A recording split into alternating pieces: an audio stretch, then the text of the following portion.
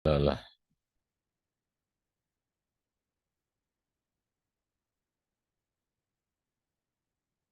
sini juga ada 5 ya pengertian mudalahnya, kemudian ada kajian makna bagi ulama Arab klasik, kajian makna bagi ahli bahasa modern, kemudian kedudukan ilmu dalalah di antara level studi bahasa, kemudian hubungan ilmu dalalah dengan ilmu lainnya. Pembahasan bab kedua ini juga nggak mungkin dapat diselesaikan dalam satu kali pertemuan ya, sebab panjang permasalahannya. Kita masuk kepada pengertian ilmu dalalah. Suara saya terdengar jelas ya? Jelas, Ustaz. Jelas ya, baik. Minggu lalu kita membahas masalah dalalahnya, pengertian dalalahnya. Sekarang pengertian ilmunya ya. Jadi Anda harus bisa membedakan antara pengertian dalalah dengan pengertian ilmunya gitu. Jadi Anda harus tahu tuh. Begitu juga ini yang berkaitan dengan masalah balaghah nih gitu. Anda tahu hanya makna dalalahnya, tapi ilmu maaf, Anda tahu hanya balaghah aja, tapi ilmu balaghahnya nggak tahu pengertiannya apa. Nah itu nggak boleh gitu, ya, linkernya gitu. Nanti Anda bisa tanya itu apa yang dimaksud dengan ilmu balaghah, bukan balaghahnya, tapi ilmunya. Nah sekarang kalau dalalahnya kemarin artinya makna, nah sekarang di sini ada ilmu, gitu kan? Ilmu dalalah artinya ilmu ini mempelajari dan mengkaji makna. Ya, mengkaji makna dalam linguistik Arab, ilmu dalalah itu dapat juga disebut dengan ilmu makna. Ingat ya, kemarin saya katakan Anda menggunakan menggunakan mufradnya, ya, ilmu makna, bukan ilmu ma'ani. Kalau ilmu ma'ani itu konotasinya bagian dari kajian ilmu balaghah ya. Jadi salah kalau Anda mentakobulkan ilmu dalalah itu sama dengan ilmu ma'ani ya, salah. Walaupun di dalam ilmu ma'ani juga mengkaji masalah makna gitu kan. Tapi apa yang dikaji ilmu ma'ani itu sangat berbeda dengan ilmu dalalah. Ya kan? Karena ilmu balaghah itu kan kamu sudah memahami makna dari ilmu balaghah itu apa artinya. Nah, kemudian ilmu dalalah ini adalah istilah linguistik modern ya, yang juga disebut dengan semantik di dalam bahasa Inggris. Semantik, maaf, semantik itu di sini nanti pakai S-nya ya. Ya kan? Istilah ini pun berasal dari bahasa Prancis sebenarnya, semantik itu, yang terambil dari bahasa Yunani yang dipergunakan oleh Embril. Bukan untuk menunjukkan makna, tapi untuk perkembangan dan perubahan makna. Jadi istilah semantik ini dipergunakan oleh Embril dalam sebuah seminar, ya. Maknanya apa? Dia sedang menjelaskan bahwa di dalam makna itu terjadi perkembangan dan perubahan, ya, terjadi perkembangan dan perubahan makna. Itu pertama kali yang digunakan oleh Embril, semantik gitu. Jadi kata semantik itu ya berasal dari bahasa Prancis, yang dari Prancis itu juga terambil dari bahasa Yunani ya, dan itu digunakan oleh Embril. Jadi itu semantik yang nanti di dalam kajian terhadap pakar modern ini nanti kita lihat lebih jelas berkenaan dengan Embril tadi ya, kajian modern karena tadi di sini ini kan ada istilah linguistik modern nih. Nanti kita pahami nanti dari eh, kajian yang ketiga. Ini kan berkaitan dengan masalah eh, melihat pakar ulama Arab klasik ya di dalam terhadap kajian makna. Nanti setelah ini akan kita lihat kajian pakar ahli linguistik modern dalam kajian makna. Nanti dari situ kita lihat kembali pemahaman Embril tadi seperti apa. Nah, kalau kita lihat sekarang kajian makna yang dilakukan oleh ulama-ulama Arab klasik itu bukan aneh, bukan barang baru. Ini bukan barang baru. Mereka sudah mengkaji masalah makna gitu. Walaupun makna yang itu tidak apa yang dikajinya itu tidak selalu sama, walaupun ada kesamaan, walaupun tidak ada kan. Seperti misalnya contohnya ulama Arab klasik ini dalam kajian makna, ya salah satunya adalah kajian Al-Quran, gitu kan. Karena para ulama sangat peduli terhadap kajian bahasa Al-Quran agar dapat memahami teks-teks Al-Quran. Jadi ketika Al-Quran itu turunkan, itu sudah mulai dikaji masalah makna. Makna apa? Makna yang berkaitan dengan masalah ayat-ayat Al-Quran. Ya, makna Quran gitu. Jadi bukan barang baru. Ya, sebab di dalam Al-Quran itu kan kita memahami makna atau memahami pesan dari ayat-ayat yang disampaikan oleh Allah Subhanahu Wa Taala, gitu kan? Jadi pesan ini apa, gitu kan? Pesan ini disampaikan dengan bahasa Arab. Oleh karena itu bahasa Arab itu dikaji, ya memberikan makna apa, makna itu disitulah muncul berbagai ilmu pengetahuan untuk mengkaji masalah mana. Ada kajian ilmu tafsirnya, kemudian juga termasuk ilmu-ilmu bahasa yang berkaitan dengan masalah linguistik, ilmu linguistiknya, ilmu aswatnya, ilmu sorabnya, ilmu nahunya. Walaupun di awal-awal itu ilmu aswat tidak termasuk dalam kajian ilmu linguistik. Nanti ada pembahasan sendiri. Kenapa ilmu aswat tidak termasuk kajian ilmu linguistik pada awal-awal ya. Awal-awal abad 1, 2, 3 segala macam itu. Kenapa? Karena ilmu aswat itu domainnya ilmu tajwid gitu. Jadi ulama-ulama Arab klasik dulu dia mengkaji masalah tajwid yang berkaitan dengan masalah makhorijul huruf. Hanya makhorijul huruf aja. Kenapa? Dikaitkan dengan bacaan Quran. Jadi ketika Al-Quran itu dibacakan, di situ ada berkaitan makharijul huruf.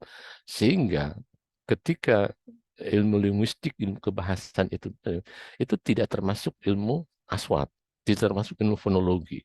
Ya, mereka menganggap ilmu fonologi itu bagian dari domainnya ilmu tajwid karena bercerita masalah suara, masalah makhraj huruf, nama-nama segala macamnya gitu. Tapi belakangan bahwa ya namanya bahasa pasti ada unsur hurufnya gitu kan.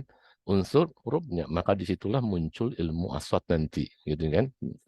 Jadi dengan ulama-ulama mengkaji Al-Quran di sini itu banyak sekali ilmu-ilmu yang muncul ya, ilmu tafsir, ilmu hadis, termasuk juga ilmu balaghah itu muncul dari pemahaman Al-Quran. Semua kaidah-kaidah yang disusun oleh ulama-ulama dalam membuat kaidah ilmu sorab, dalam mengkaidah ilmu nahu, dalam membuat kaidah ilmu balaghah ya dalam segala macam itu mereka mengambil bukti istishhad yastashhid ya dia yastashhid itu mengambil bukti syahid bukti yaitu dari Al-Qur'an. Jadi Al-Qur'an itu mengatakan begini ya kaidahnya begini gitu walaupun kaidah yang dibuat itu tidak syamil ya tidak menyeluruh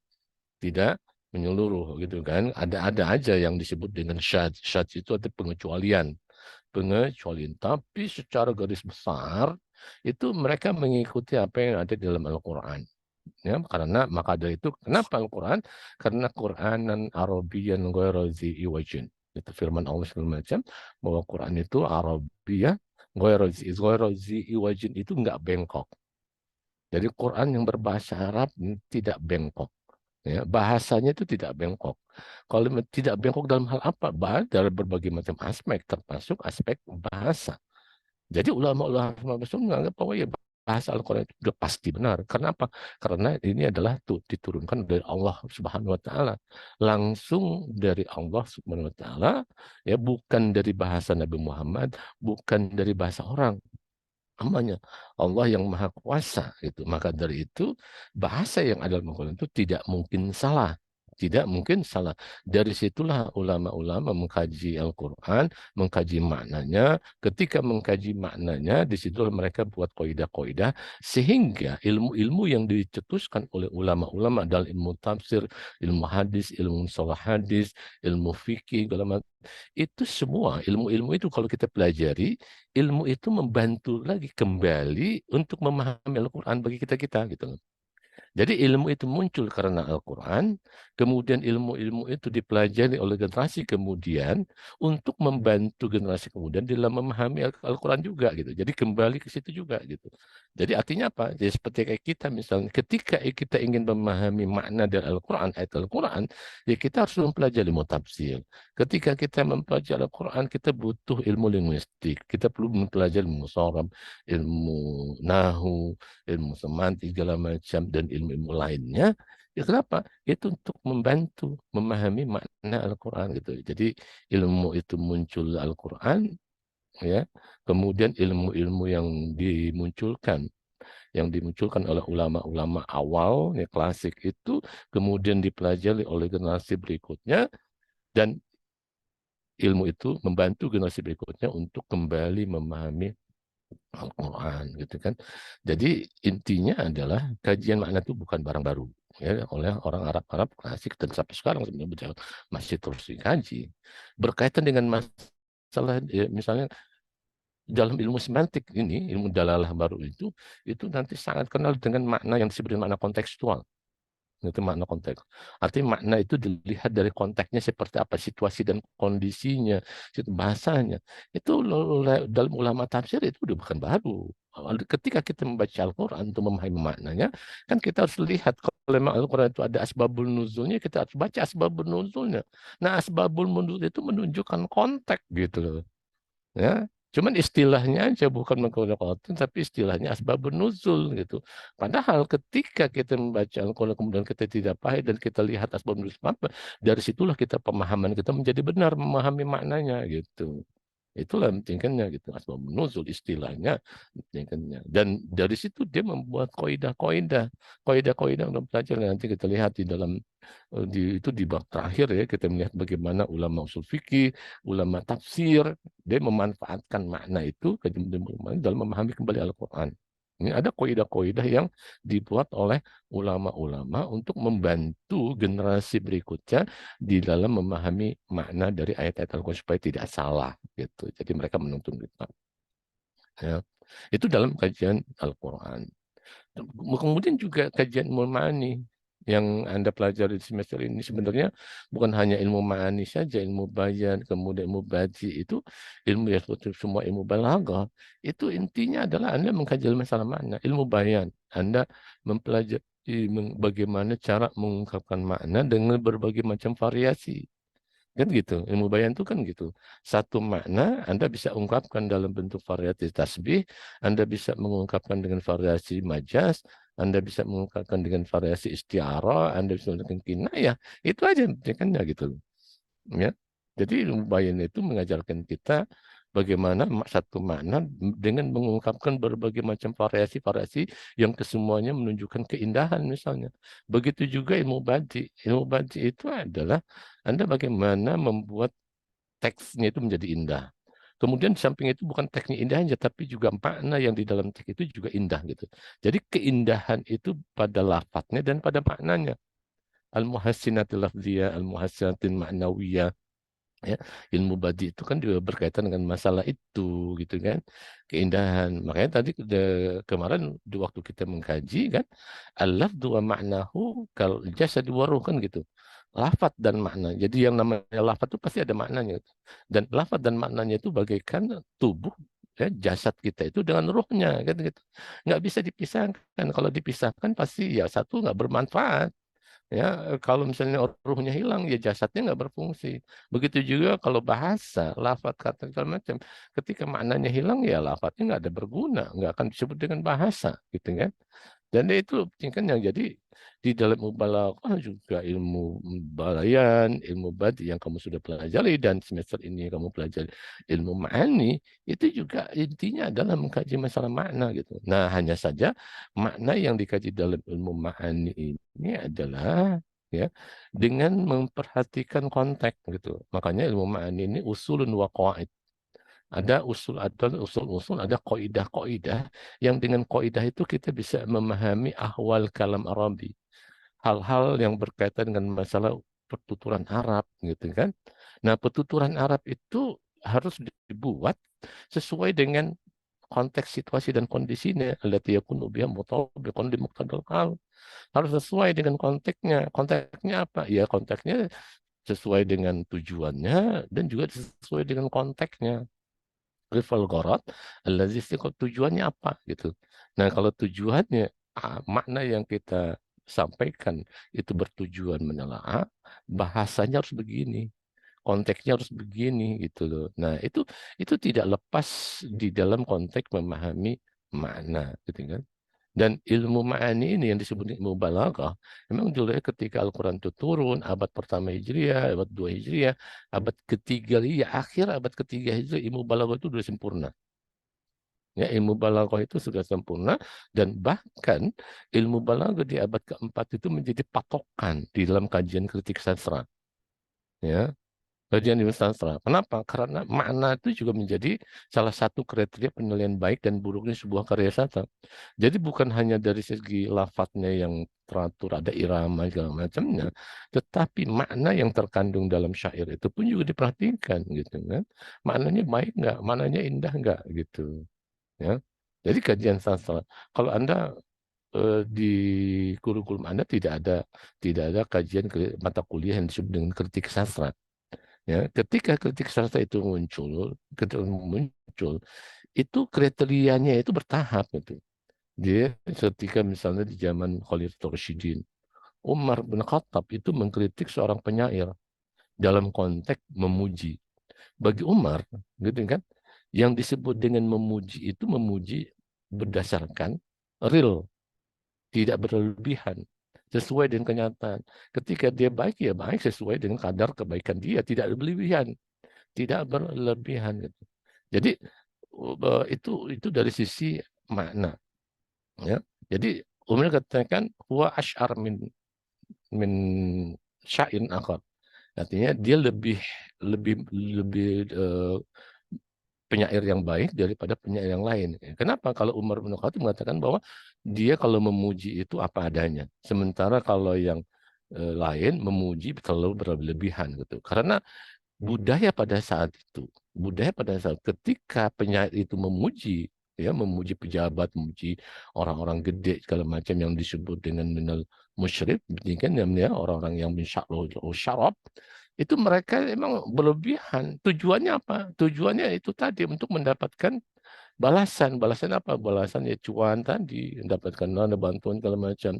Anda bisa lihat kalau di dalam dunia dalam film itu kalau Anda nonton Ar-Risalah ya film sejarah Nabi gitu kan ketika di situ zaman jahiliyah kemudian di situ ada digambarkan pasar yang di mana penyair-penyair itu menyampaikan syair. Ketika di dalam pasar ini itu kemudian Abu Sufyan mendekat, gitu kan? Ketika Abu Sufyan mendekat ingin mendengarkan syair, itu syair itu membaca syair pujian-pujian yang berkaitan Abu Sufyan. Pujiannya itu tinggi langit gitu. Nah, disitulah dia melemparkan ada uang ke penyairnya itu. Ya begitu tujuannya begitu di zaman jahiliyah untuk mendapatkan gitu kan sifat berlebihan. Nah, ketika Islam masuk, Umar bin Khattab itu nggak senang dengan orang pujian yang terlalu berlebihan. Dia senang pada penyair yang memuji seorang itu apa adanya gitu, nggak berlebihan gitu. Nah, itu kriteria dalam melihat sastra gitu. Tapi belakangan ketika ilmu nahu muncul, ilmu sorab muncul, segala macam. Nah, itu faktor bahasanya, lafaz itu menjadi kriteria utama juga gitu. Jadi dilihat ketika penyair itu bagaimana bahasanya. Ya kadang-kadang mereka menyalahkan tuh, menyalahkan penyair. Penyair itu bahkan orang Arab asli gitu. Ketika sama yang disebut dengan ashabun nahwi di sini, mereka mengkritik dia marah katanya. Ya dia mengatakan begini nih syair ini kan. Saya ini penyair, kamulah yang alasan. Kalau kamu mengatakan tidak atau segala macam, ya kamu carilah alasannya kenapa. Gitu. Artinya apa? Dia ingin menunjukkan bahwa bahasa ini milik orang, bukan pemilik yang membuat kaidah gitu loh. Jadi bahasa itu milik masyarakat gitu. Jadi kalau masyarakat disalahkan oleh pembuat kaidah gitu kan, dia nggak mau loh. Ya kamu lah cari alasan. Kok kenapa dibikin segala macamnya gitu? Karena dia orang Arab asli, kalau macamnya penyair asli, kalau macam memang gitu kan. Tapi oleh pembuat kaidah disalahkan gitu, nggak bisa gitu kan. Kenapa di situ makanya di dalam kajian disebut dengan fiqhul lugah, ya kajian fiqhul lugah, di situ membahas berkaitan dengan masalah bahasa. Ini bahasa ini sebenarnya milik siapa? Apakah milik masyarakat? Apa milik laki-laki gitu kan? Ya, sehingga maka dari itu ketika di zaman abad 2 3 segala macam itu pernah terjadi perselisihan antara kelompok ya, kelompok ilmuwan ya yang tinggal di Basrah dengan tinggal di Kufah. Jadi ada di Irak dulu, cukup di Irak itu kan cukup disebut dengan Nahdlatul Ilm, pusat perkembangan ilmu pengetahuan Islam di situ, baik itu di Basrah maupun di Kufah. Nah, ulama-ulama linguis Arab gitu, yang ada di Basrah dengan ahli Kufah itu berselisih pendapat berkenaan dengan masalah kaidah. kaidah nahu gitu kan. Yang satu mengatakan begini, yang satu itu perselisihannya itu sama dengan ketika tahun 70 antara Muhammadiyah dan NU, itu perselisihannya itu paling salah kan, nyala salah salah segala macam. Nah, ketika zaman itu yang dikenal kalau Basrah itu Sibawai, ya. Kalau ininya ulama kufahnya itu Nisai. Jadi antara Basrah, teknologi segala macamnya itu mereka akhirnya terangkat di forum ilmiah Sultan. Jadi Sultan itu punya forum ilmiahnya, selalu berdiskusi, itu sampai masuk ke forum Sultan. Di situ debat situ, bagaimana Sultan memutuskan dipanggillah orang Baduy. Jadi orang Baduy didatangkan di situ, kemudian bagaimana orang Kufah mengatakan, orang Basrah mengatakan, kemudian ini mana yang benar, mana yang sesuai dengan penutur aslinya, orang Baduy, gitu kan? Nah gitu. Jadi yang disebut damar itu yang sesuai dengan Baduy itulah yang benar, gitu. Jadi memutuskannya gitu. Jadi bukan, artinya itu menunjukkan apa? Nah, bahasa milik masyarakat, gitu. Dan orang yang memang berkecimpung dalam ilmu nahu yang ngikuti contoh-contoh yang ada di bahasa masyarakat gitu. Jadi sekalipun bahasa itu digunakan oleh masyarakat setempat, walaupun itu berbeda dari kaidah yang dibuat kaidah, nggak bisa kita mengatakan bahwa ini salah, ini salah gitu. Ya, dalam bahasa Indonesia begitu juga. Misalnya kalau kita dalam konteks misalnya bulu tangkis, kemudian dan permainan sepak bola. Anda bisa lihat bulu tangkis dengan sepak bola. Kalau sepak bola, sepaknya dulu ya disusun baru bendanya. Tapi Anda lihat ini kan ya, bulu tangkis, bulunya juga baru tingkatnya, baru pekerjaan tangkisnya gitu. Bukan tangkis bulu. Kenapa?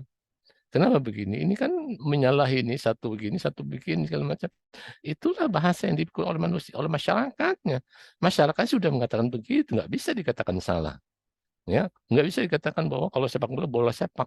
Nah, kalau bola sepak di Indonesia segala macam, Anda bisa diketawakan itu udah jadi bahasa Malaysia begitu kan.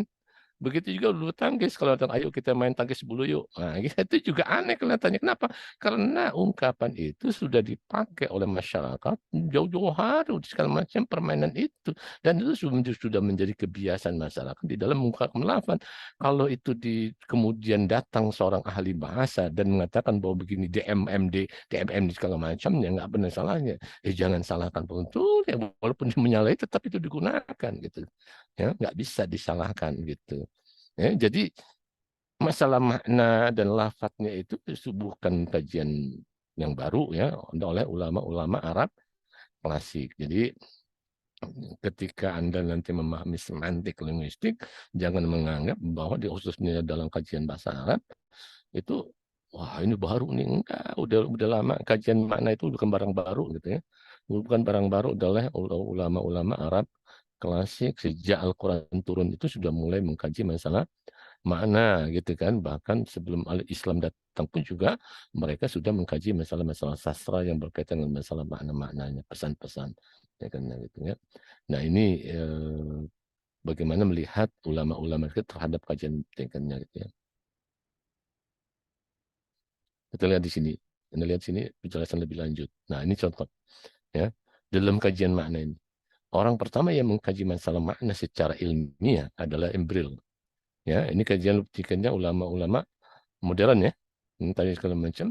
Orang pertama yang mengkaji masalah makna secara ilmiah, Embril tadi. Lewis ini menulis artikel dengan judul Essai de Semantique pada tahun Anda lihat 1897. Ya, itu pun juga kita ambil mengatakan tadi perkembangan dan perkembangan bahasa, bukan maknanya itu suatu ilmu yang disebut dengan ilmu makna gitu kan. Kemudian dilacak gitu kan, Anda lihat istilah semantik yang dipakai Embryo dalam bahasa Prancis semantik itu yang berasal dari bahasa Yunani semantik itu bentuk feminin, sedangkan bentuk maskulinnya ada semantikos. Dan studi Embryo ini hanya terbatas dari sisi sejarah perkembangan kosakata sebagaimana kata dibandingkan dengan kata yang setara dalam bentuk dan maknanya. Itulah yang dipakai yang pertama kali dibandingkannya ya, Embryo 1897, ini kan abad 19. Sementara kalau ulama Al-Qusati kan abad 600, abad ketikannya. Islam itu kan 600-an, abad ke-6, abad ke-7. Ya, abad ke kan ke-7 di sini abad 18. Jadi jauh hari sudah mengkaji. Kemudian studi yang dilakukan Embril ini dianggap sebagai titik awal dari kajian makna. Ini lihat ya. Ini dalam konteks linguis barat ya, dalam konteks keilmuan yang terjadi di dunia barat, bukan di dunia Arab ya, bukan di dunia Arab, tapi di dunia ya, kan, ya dunia barat mulai mengkaji masalah makna itu sejak kata semantik itu digunakan oleh Emre dalam sebuah artikel. Disitulah mulai. Maka dari itu yang pernah saya katakan, kalau dari abad 19, abad ke-20 segala macamnya, makanya kakak kelas kamu itu angkatan 90-an, 91, 92 sampai 99 itu di dalam kurikulumnya itu tidak ada mata kuliah semantik. Ya, tidak ada mata kuliah semantik Arab. Itu baru dimasukkan di tahun 20. Kenapa? Karena memang pada saat itu semantik khususnya di Indonesia itu belum cukup populer.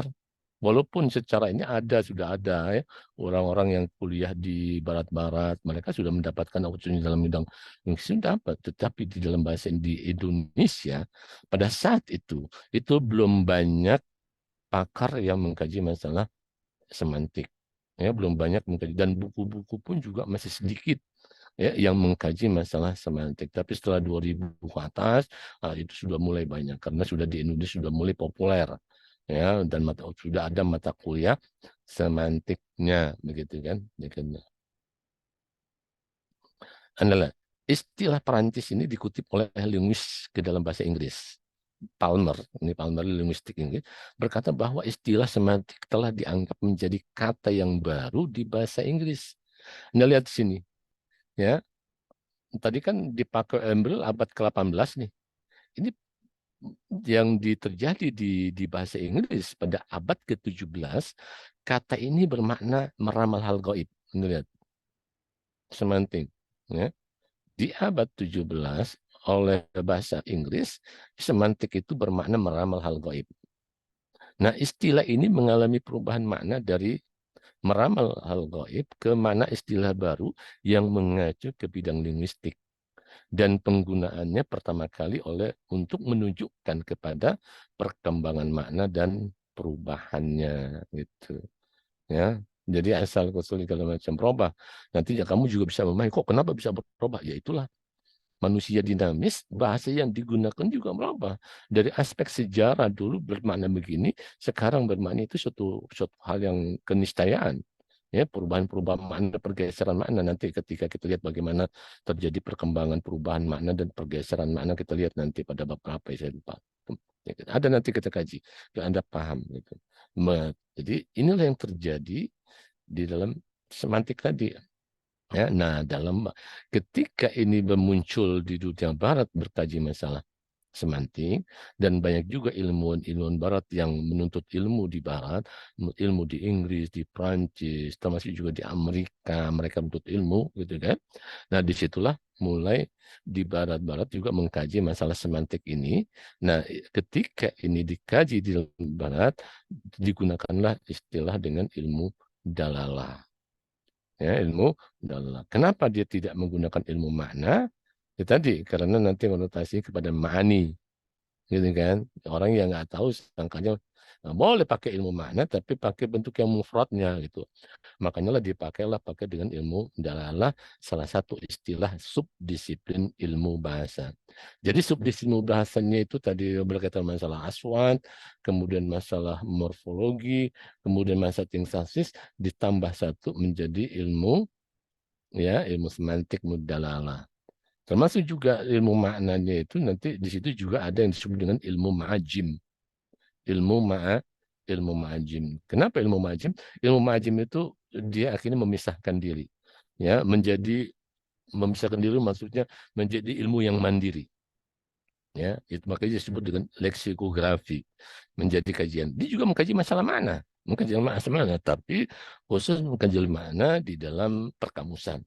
Ya, dia hanya mengkaji masalah kamus, bagaimana cara membuat kamus, bagaimana mana yang ditaruh di dalam kamus, gitu kan, tingkatnya gitu. Jadi ilmu adalah salah satu istilah subdisiplin ilmu. Ya. Ilmu ini mempelajari hubungan antara simbol bahasa dan ya, ini yang terdekat. Ya, mengkaji masalah, mempelajari hubungan antara simbol bahasa dan makna, mempelajari perkembangan makna-makna kata secara historis, mempelajari berbagai macam makna, ya, bermacam-macam makna dan hubungan antar kosakata bahasa. Ya, antar kosakata itu maksudnya nanti ada hubungan ketika kata dihubungkan kata lain itu boleh jadi maknanya berbeda. Ya, contohnya seperti misalnya kalau kamu seperti misalnya kata toyib, Hasan lah, kata toyib gitu kan. Ketika toyib itu digandeng kata rojul, ar-rojulu toyibun, itu kata toyib berbeda ketika Anda mengatakan al-ma'u toyibun. Nah, gitu. Atau hasanun, al-ma'u hasanun, ar-rojulu hasanun. Itu berbeda. Di situ yang katakan hubungan antar kosakata bahasa. Ya, ada mempelajari berbagai macam-macam makna, berbagai macam-macam makna itu nanti kita akan mengkaji bahwa makna itu berdasarkan aswat, berdasarkan morfologi. Morfologi itu maksudnya makna itu muncul akibat bentuk kata yang berubah-ubah, bentuk kata yang berubah-ubah, gitu kan? Kemudian juga berhubungan dengan sintaksisnya, ya, i'rabnya. Jadi ketika i'rabnya berbeda, itu pun juga menimbulkan makna yang berbeda. Penggunaan unsur-unsur yang berkaitan masalah nahu itu menunjukkan makna yang berbeda, gitu kan? Jadi itulah ilmu dalalah, gitu kan? Jadi memang yang dikaji di dalam ilmu dalalah ada perbedaan dengan yang dikaji oleh ulama Arab-Arab klasik dulu. Walaupun ada yang persamaannya, gitu ya. Persamaannya itu ya tadi bukan masalah mana bukan sesuatu yang baru, kemudian juga ya dalam mengkaji Al-Quran juga tidak bisa lepas dari kajian, tapi dengan munculnya ini itu justru malah memperjelas lagi di dalam mengkaji masalah makna khususnya dalam Al-Quran, membantu kita mempelajari ucapan-ucapan tuturan orang gitu kan, tuturan orang, jadi lebih ada hal barunya, lebih ada hal barunya gitu kan. Kalau ulama Arab klasik kan dia berpatokan mengkaji makna yang terhadap Al-Quran, terhadap syair, terhadap apa segala macamnya begitu kan. Nah, dia jarang berbicara masalah berkaitan masalah teks yang diucapkan atau tuturan orang gitu. Jadi tuturan orang itu tidak menjadikan patokan di dalam mengkaji masalah makna, gitu kan. Nah, sementara dalam ilmu dalalah ini dalam semantik itu juga kita mempelajari tuturan orang seperti apa. Kalau tuturan orang begini, walaupun di dalam kajian ilmu balaghah itu dikaji, ada persamaannya, gitu kan. Jadi apa yang kajian ini itu, maka dia itu ilmu dalalah dengan ilmu balaghah itu ada benang merahnya juga gitu kan. Kenapa? Karena ilmu ma'ani, ilmu balaghah itu kan ilmu retorika. Bagaimana memanfaatkan unsur-unsur bahasa di dalam menyampaikan sebuah pesan dan pesan itu harus terungkap secara benar baik efektif gitu. Jadi itu memahami segala macamnya gitu. Jadi ilmu dalalah memperhatikan makna simbol bahasa dalam bentuk kata, baik tunggal seperti najmun maupun majemuk seperti idiom bentuk baitul mal gitu kan. Namun perhatiannya tidak sebatas pada ungkapan istilah secara khusus, tapi juga mengikuti perkembangan makna yang terlibat dari simbol-simbol bahasa dalam perjalanan waktunya. Sebab-sebab yang menghadirkan perubahan tersebut seperti apa, gitu kan. Jadi itulah kajian-kajian makna dalam ilmu yang disebut dengan mudalah atau semantik ya tingkatnya. Nah, kemudian sebelum kita masuk ke sini, ada yang ingin bertanya tidak berkaitan dengan masalah itu tadi? Peneliti mudalah, kemudian melihat bagaimana ulama Arab klasik, bagaimana ulama modern dalam melihat dalam kajian makna. Sebelum kita membahas berkaitan masalah level studi ini. Ya. Kedudukan mudalalah di antara level studi bahasa.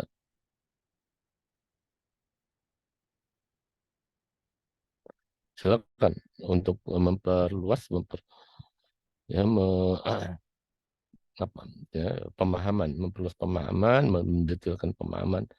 Silakan nanya, jangan malas bertanya berkaitan kalau ada yang ingin ditanyakan.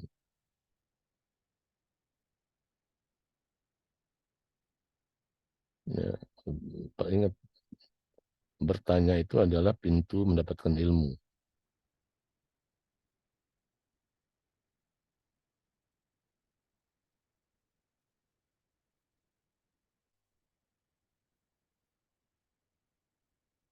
Halo, udah paham ya? Ya, nggak ada yang ingin tanya?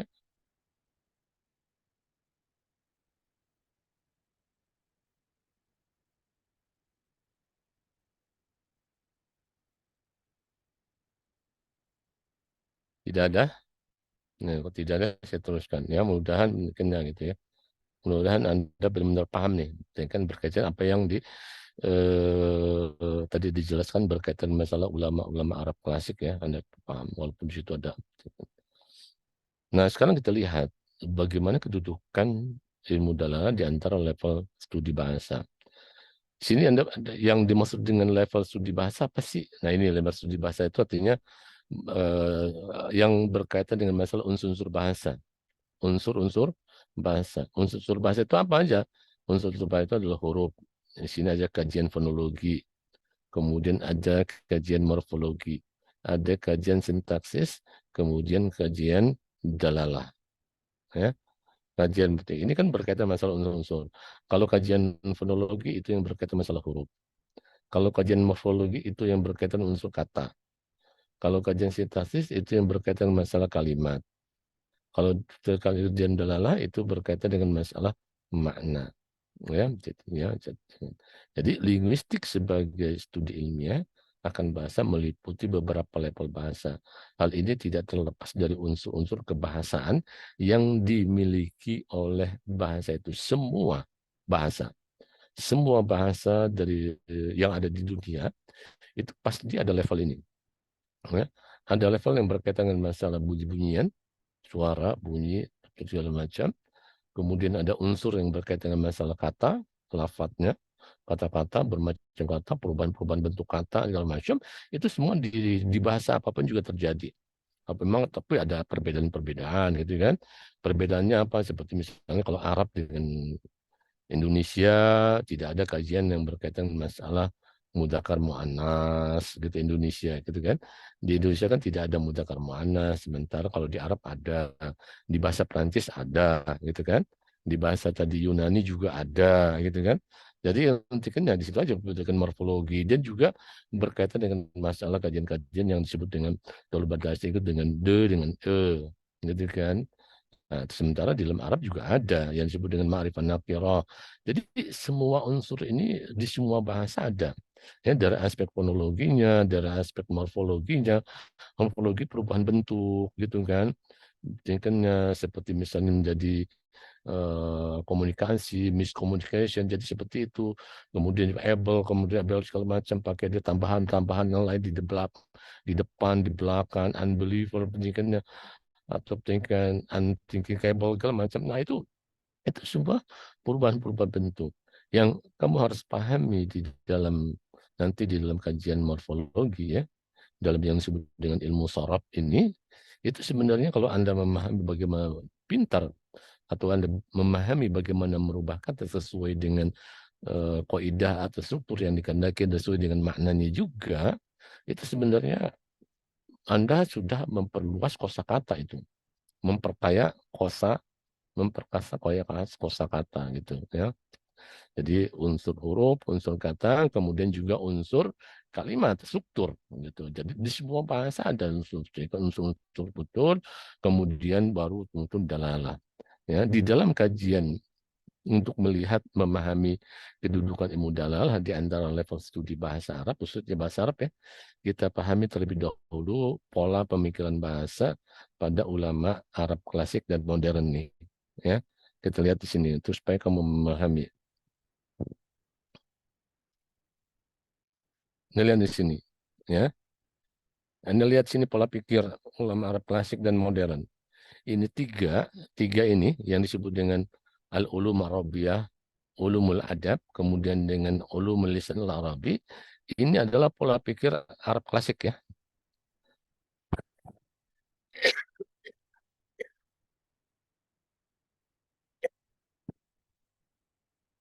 Ini adalah pembagian yang dilakukan oleh ulama-ulama Arab klasik. Anda bisa di sini. Seperti misalnya, ya, satu orang banyak yang menamakan dengan ulumul Arabiyah. Ya, yang dimaksud dengan ulum Arabiyah itu apa aja, gitu kan? Nah, yang dimaksud dengan ulum Arabiyah itu ada sorab, nahu, arut, gitu kan? Kemudian lughah, ada istiqaq, ada qardus syair, kemudian ada insya, ada ma'ani, ada bayan, kemudian ada khat, ada qafiyah, ada tari, ada ikhsa. Ya, jadi ilmu ini di bawah fokusnya ada al-ulum Arabiyah, ya, tingkatnya. Anda lihat di sini, hot di sini bukan hot di sini bukan pengertiannya penulis indah ya. Hot di sini bukan pemahamannya penulisan indah, bukan, gitu kan? Jadi gitu kan. Insya ini juga bukan dalam arti karangan, bukan. Insya ini. Nah, ini yang kamu pelajari dalam ilmu ma'ani nanti, insya, khobar insya. Macam bukan insya artinya karangan, bukan. Ya, kan ada kopi yang berkaitan, kemudian ada ihsa. Ihsa itu artinya statistik. Adalah ilmu statistik. Nah, kalau kita melihat kenapa ulum kalau ada ihsa, Anda bisa melihat ini Anda bisa memahami kok kenapa ada ihsa itu di statistik kok dulu kok lembaga statistik. Ya, karena mereka ketika mengkaji masalah huruf-huruf Arab, ya mana-mana Arab yang berkaitan dengan masalah lafadznya, khususnya Al-Quran, mereka tuh menghitung gitu loh, menghitung ada huruf pentingnya kok ini menggunakan kata ini ada sekian sekian kali dalam Al-Quran, dia menggunakan kata ini ada sekian kali, menggunakan Al-Quran segala macamnya, itu mereka hitung, ya. Nanti kita lihat dalam konteks tingkat ini, ya, tingkat. Jadi ini menggunakan al-ulum Arabiyah. Kemudian ada ulama yang membuat judulnya itu dengan ulumul adab, ya. Ilmu ulumul adab yang termasuk ulumul bayan jadi ada empat: as-sarab, nahu, ma'ani, al-bayan. Anda lihat di sini ma'ani dengan bayan. Ya, ma'ani dan bayan ini kan ya, tidak terpikirkan ya dulu belum ada disebut dengan dimasuk dalam satu ilmu yang disebut dengan ilmu balaghah. Ya, ilmu balaghah, tapi dibilang ulumul adab.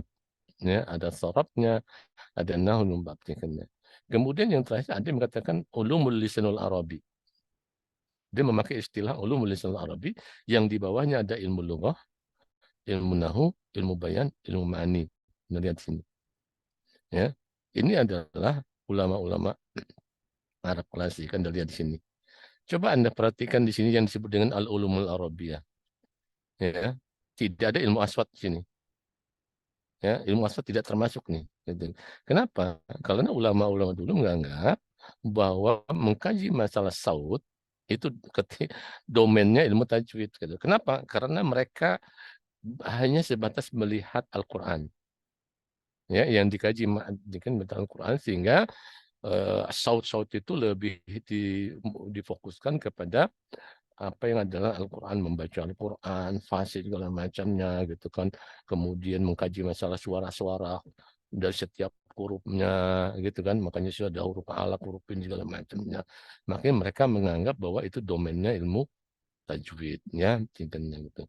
Nah, kemudian di pola pikir ulama yang modern, ulama bahasa Arab modern yang sekarang ini di semua bahasa sama sekarang ini, ya, itu ada fonologi.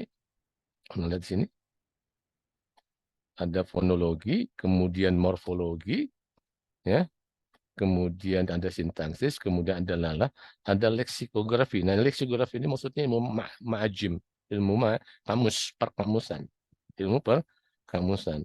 Nah, kemudian ilmu leksikografi ini memisahkan diri. Dia tidak termasuk bagian ilmu lughah. Ya, kenapa?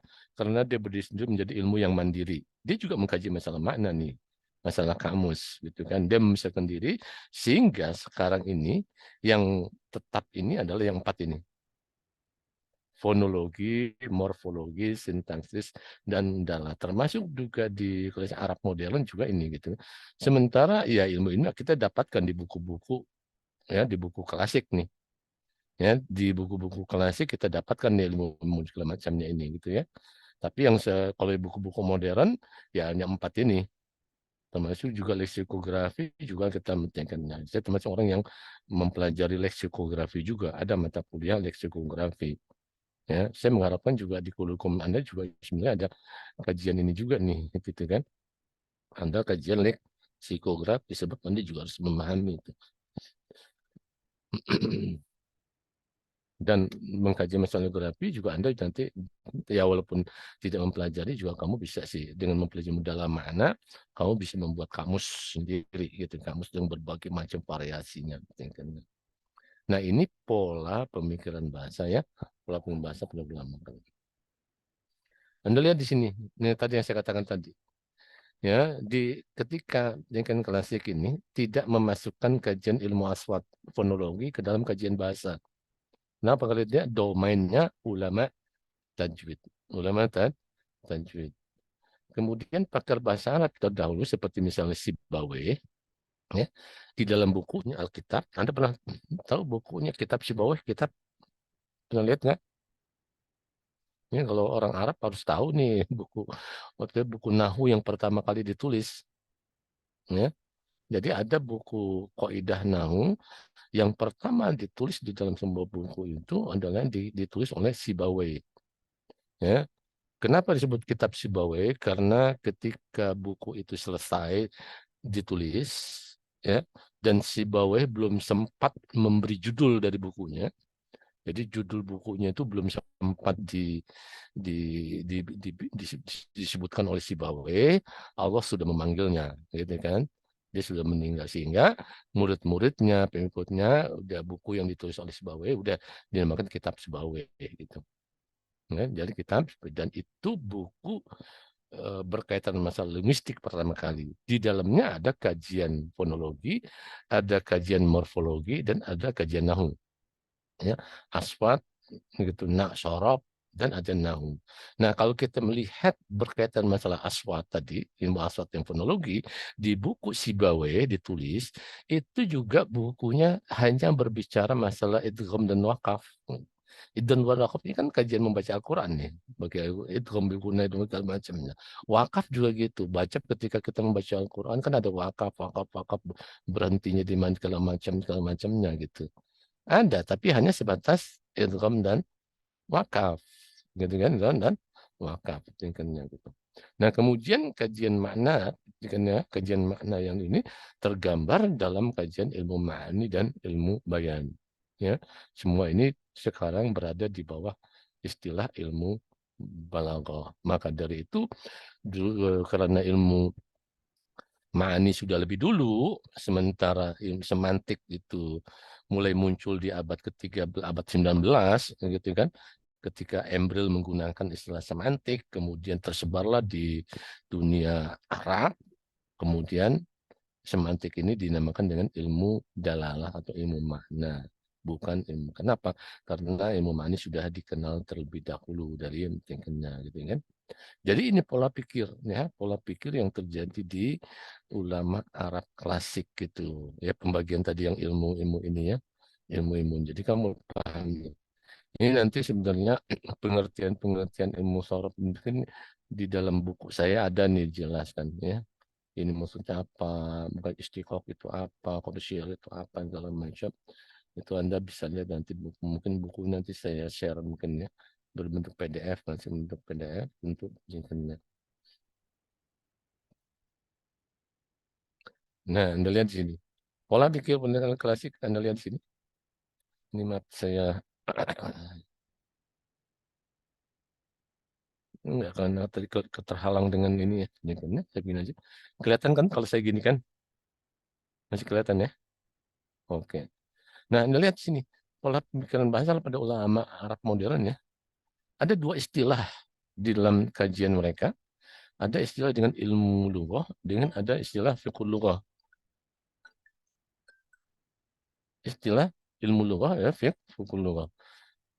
Ini di tahun ya sampai tahun ya karena ketika saya menjadi mahasiswa di Universitas Madinah ya Saudi Arabia, saya mendapatkan mata kuliah ilmu lughah nih, buku-buku bukan ilmu lughah. Wah, itu belum berkembang, belum ada sosiolinguistik, belum ada berkembang psikolinguistik, belum ada berkembang tingkat semantik, belum ya belum modern segala macamnya gitu kan. Nah, di sini ada dua istilah ini. Ilmu lughah dengan fiqhul lughah yang sekarang ilmu lughah itu disebut linguistik, fiqhul lughah itu disebut dengan filologi. Anda lihat di sini, ini maksudnya level-level studi, ya.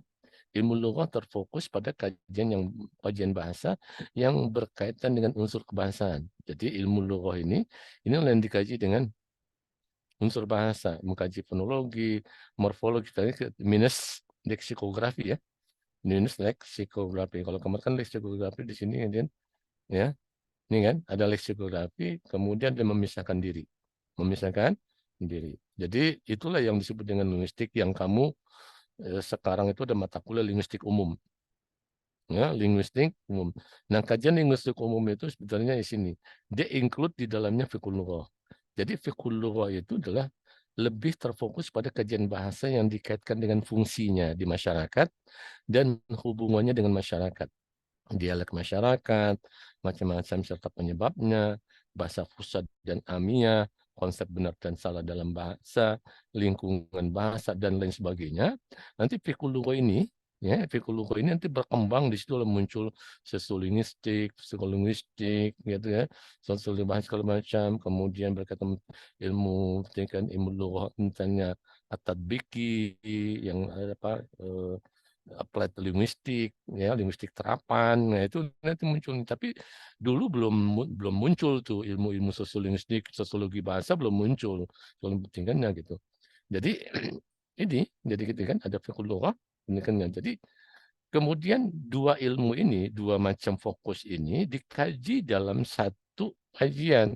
Jadi kedua kajian itu pakar bahasa Arab menamakannya dengan kajian ilmu lughah am, linguistik umum. Jadi kalau ada linguistik umum itu sebenarnya dua ilmu ini, ya.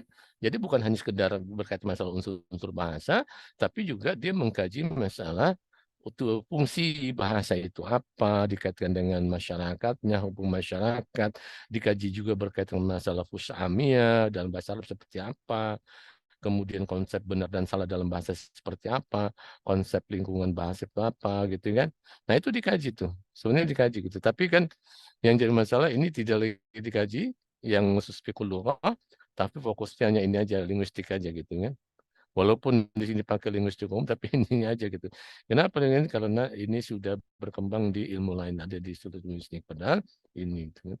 Jadi kalau Anda ingin membaca buku berbahasa Arab yang berkaitan dengan misalnya taroduf sinonim atau taroduf antonim, itu kamu harus mencari buku yang di bawah judulnya Fiqhul Lughah. Ketika Anda membaca Fiqhul Lughah, buku yang penuh lughah, itu nanti di situ Anda bisa mendapatkan kajian-kajian yang berkaitan dengan masalah ini, fusaamiyah, kemudian juga sinonim, dengan antonim dalam bahasa Arab. Itu di ilmu Fiqhul Lughah. Tapi kalau judulnya ilmu lughah, kamu nggak akan dapati. Nggak dapatkan kajian misalnya berkaitan masalah fungsi-fungsi bahasa, gitu kan.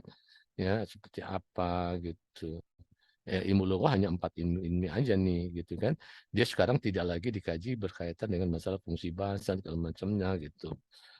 Tetapi di dalam ini di dalam kajian sosiolinguistik, nah ada yang berkaitan dengan masalah konsep benar dalam bahasa, konsep lingkungan bahasa, gitu kan?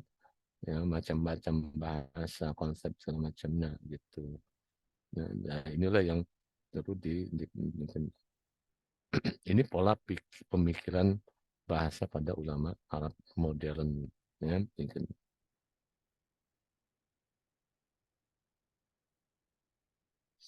Nah di sini ya tekennya ini yang berkaitan masalah keterkaitan 4 level bahasa tadi. Anda lihat ya 4 level bahasa. Dalam kajian studi bahasa yang tadi 4 level di sini, gitu kan?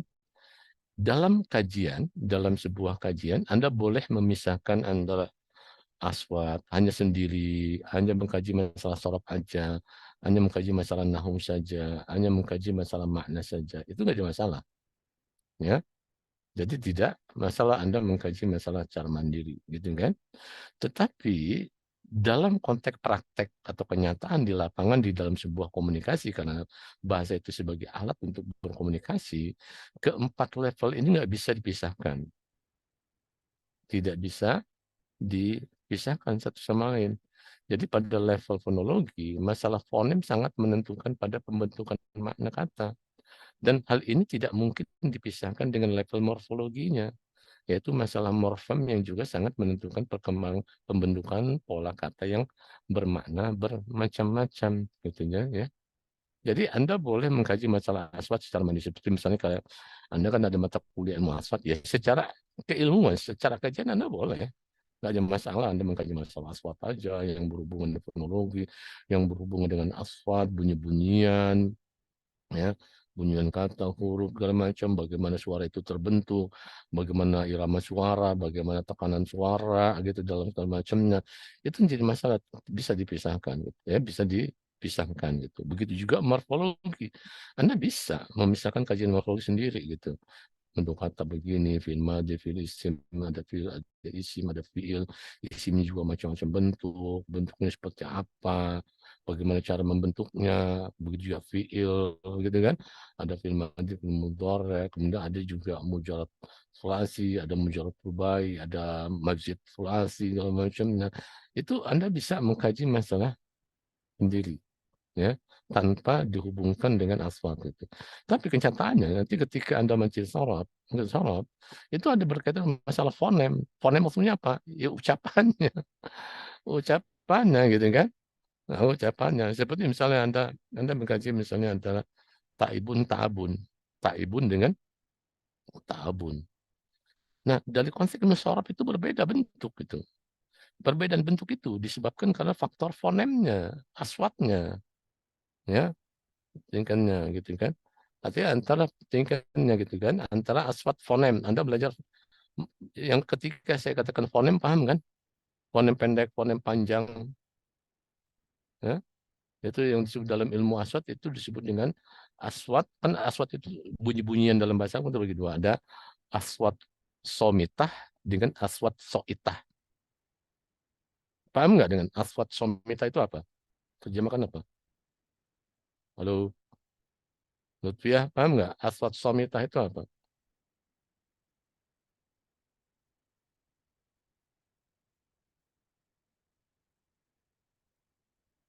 Aswat somitah dengan aswat soitah. Sawamit atau sawaid, ya. Coba nih, kan Anda udah belajar aswat kan? Hmm? Amam, udah belajar kan aswat semester itu semester yang kemarin aswat yang pelajari. Semester 3 kayaknya Ustaz. Oh, udah belajar ya? Oh, berarti udah tahu dong. Ya, aswat somita. Apa aswat somita? Yang diam Ustaz, yang Ya, pendek ya. nah, itu gimana istilah ilmu aswat nih? Hah?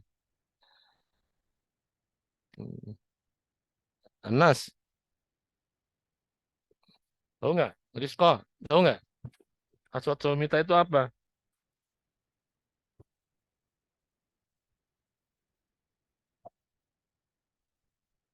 Ya,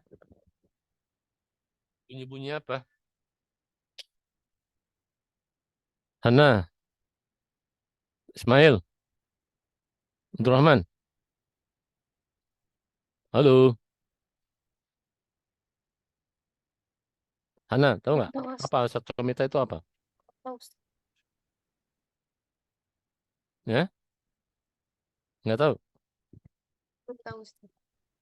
Fatimah, lantas yang kamu pelajari di Muhasat apa yang kamu belajar di Masfat? Atau nggak dipakai istilah-istilah Arab? Nggak dikasih tahu istilah-istilah Arabnya? Halo? Afwan Ustadz, izin menjawab ya. Iya, Jadi kemarin tuh yang ilmu asal tuh lebih banyak pakai istilah bahasa Indonesianya gitu. itu istilah Arabnya nggak dikasih tahu Arabnya. Istilah Arab dikasih tahu tapi jarang Ustadz. Siapa siapa dosennya? Ustadz Sarif Ustadz. Nah, ini kan yang pesan. Ya, Aswat Somita itu itu huruf konsonan, huruf konsonan. Itu asal somita. Ya, asabnya itu yang alif, ba, ta, sa itu huruf segala macam itu konsonan. Sementara kalau asfat soita, ya, itu tadi vokal, ya, huruf vokal a i u-nya, a i u, a i u-nya gitu kan. Nah, aswat soitah itu ada yang pendek, ada yang panjang. Ada yang pendek itu tadi kan, pendek A, I, U. Kalau panjangnya A ditambah dengan huruf alif. Nah, itu logika yang kamu segala macam. Itu dengan memahami logika seperti itu, kalau misalnya ada huruf alif di depan huruf apa, misalnya ba setelah itu alif, itu pasti itu dibaca dengan panjang ba gitu. Ya, nggak mungkin bi, nggak mungkin bu begitu. Kalau ada depannya huruf wow pasti bu. Kalau di depannya setelah itu ada ya pasti bi gitu. Jadi apa? Fathah itu padanannya adalah alif. Wow itu domah itu padanannya wow. Iya apa kasroh itu padanannya ya. Itu untuk panjangnya gitu. Itu disebut dengan aswat soitah. Aswat soitah al-qasirah dengan aswat soitah at-tawilah gitu. Ya, atau itu tawila gitu. Nah, di dalam aswat-aswat usulnya vokal itu nama atau istilahnya pakai vokal, ya. Huruf vokal dalam bahasa Arab kan cuma a i u aja. Nggak ada nggak ada o, nggak ada gitu kan. Hanya a dengan i dengan u, nggak ada o, nggak ada gitu kan. Nah, gitu kan. Itu dalam konteks dalam bahasa Arab kan. Walaupun ya secara tuturan ada. Ada dalam tuturan Arab itu seperti misalnya kalau ada Al-Quran kan ada wadduhe walaili ida saja. Nah itu kan ada suara-suara gitu tuh. Tetapi yang fusahnya itu lebih banyak kepada a i u gitu kan. Nah harokat ini tadi disebut dengan harokat yang soitah ini itu kan ketika Anda mengucapkan a i u-nya itu merubah bentuk morfologi. Tadi yang saya katakan ta'abun dengan ta'ibun. Bentuknya beda. Perbedaan itu disebabkan karena harokat ainnya. Satu harokat ainnya dibaca dengan fathah, kemudian satu dibaca dengan kasrah. Ta'abun menjadi taibun, gitu kan?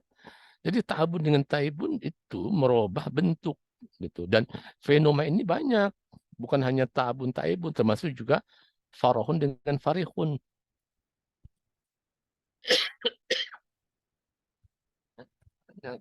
Nah, kalau dibaca dengan fathah, ta'abun atau farahun, itu bentuk katanya apa? Itu isim apa? Isim apa dalam bahasa Arab? Murfiyah. Tahu nggak isim apa? Kalau dibaca dengan fathah.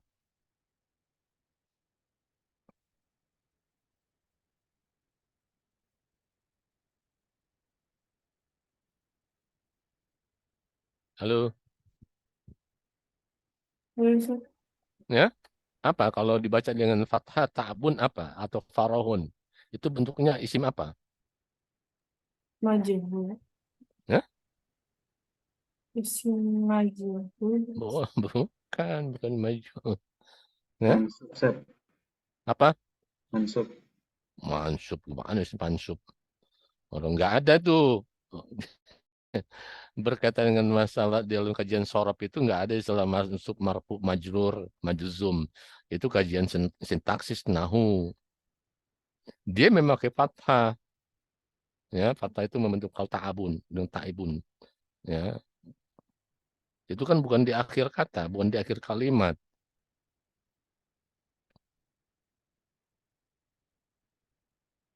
Apa siapa yang tahu? Rizko, tahu nggak?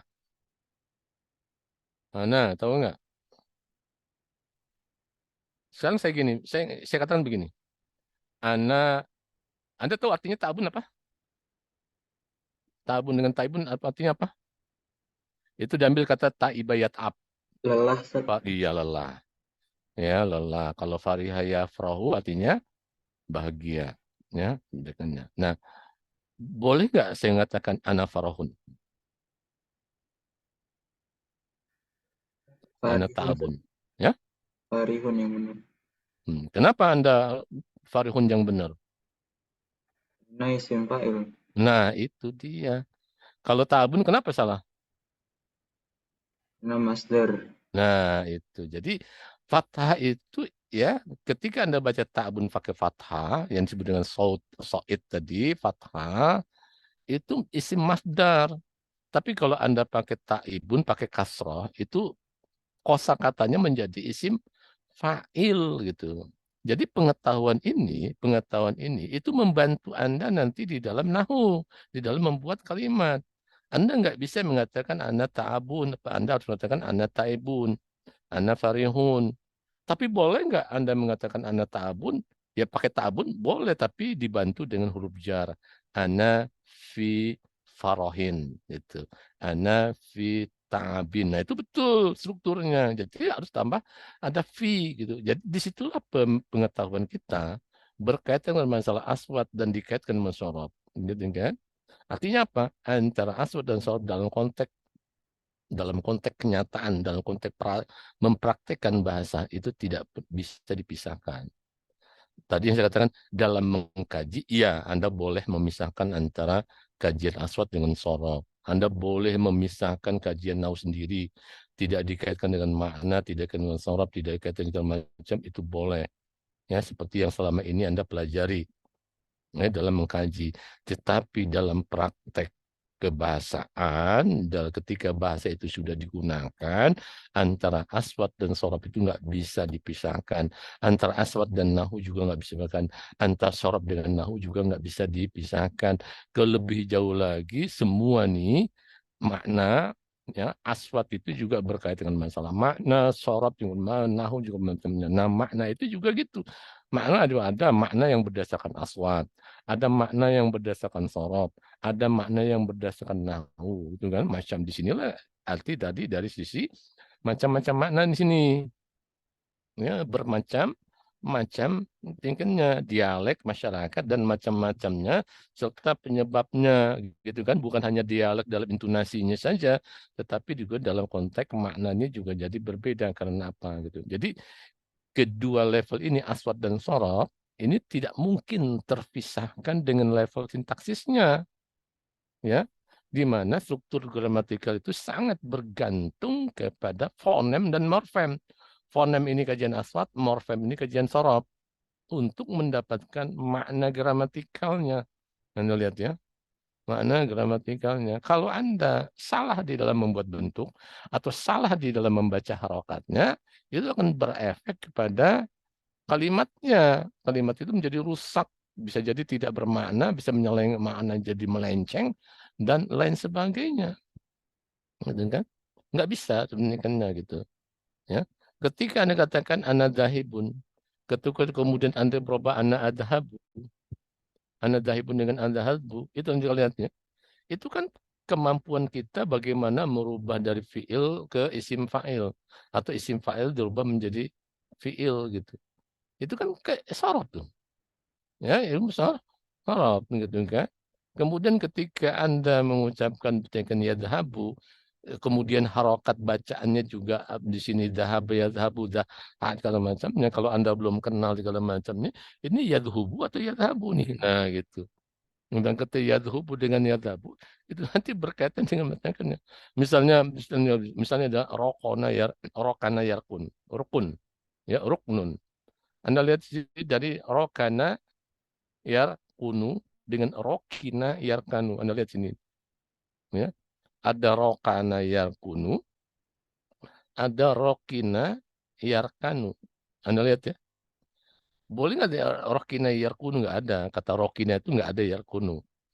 Ya, nggak ada ya. Dia hanya dua, rokina dengan yarkanu atau yarkinu. Gitu kan. Sementara kalau rokana itu membentuk gitu kan.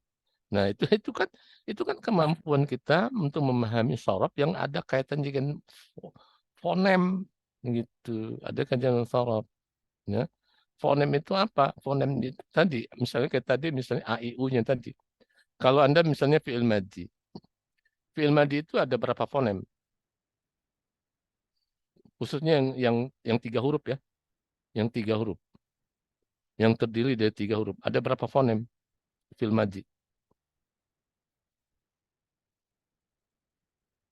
Paham nggak yang saya katakan? 6 bukan. 6 fi'il madhi, fi'il madhi. 6 gimana? 6 kebanyakan. Emang apa aja emang? Kalau katakan 6 apa aja emang 6? Hah? Fonem itu maksudnya harokat vokalnya, soitahnya. 3 Wan Ustaz. 3, apa aja? Fa'ala, fa'ila, fa'ula. Iya, A, I, U. Fonemnya kan A, I, U aja 3. Gitu kan? Nah, 3.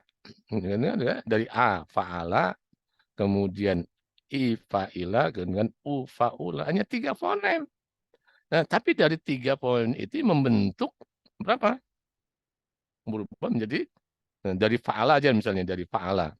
Yang fa'ala itu membentuk ke fi'il mudhari ada berapa fonem? Dari fa'ala.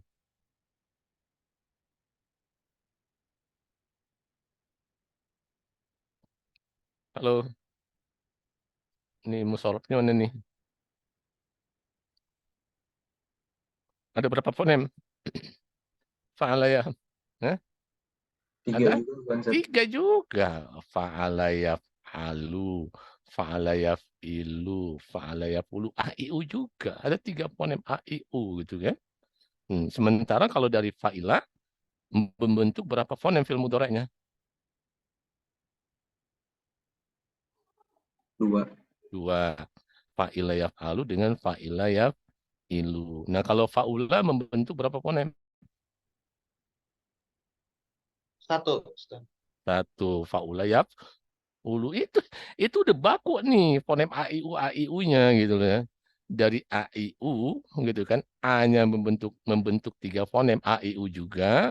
Kemudian yang I-nya membentuk 2 fonem A, I. Kemudian yang U-nya membentuk satu fonem U. Nah, itu kan berkaitan dengan masalah asfat itu, fonem-fonem itu.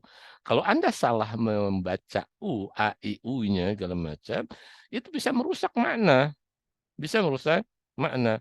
Dan contoh yang saya katakan tadi, rokana yarkunu dengan rokina yarkanu, rokana yarkunu, itu kebenaran maknanya sama. Kebenaran maknanya sama, ya, maknanya sama. Tapi bagaimana kalau tingkat kola yakulu dengan kola yakilu? Di film mudhari'nya yakulu, film mudhari juga yakilu. Maknanya berbeda. Maknanya berbeda. Kalau Anda salah Anda mengatakan yakulu, kemudian dibaca yakilu. Ya, apa makna yakilu? Kalau yakulu Anda sudah paham lah. Kalau yakilu artinya apa?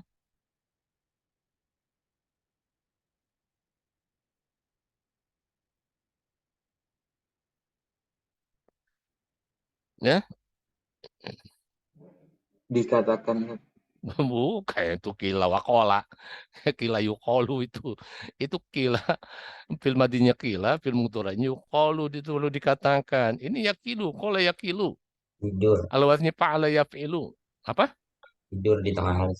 Tidur siang hari. Gitu. Jadi tidur siang itu yakilu. Nah, beda kan jauh maknanya tuh. Yakulu, yaitu berkata, yakilu, tidur siang. Jadi kalau Anda salah mengucapkan, itu salah juga. Gitu.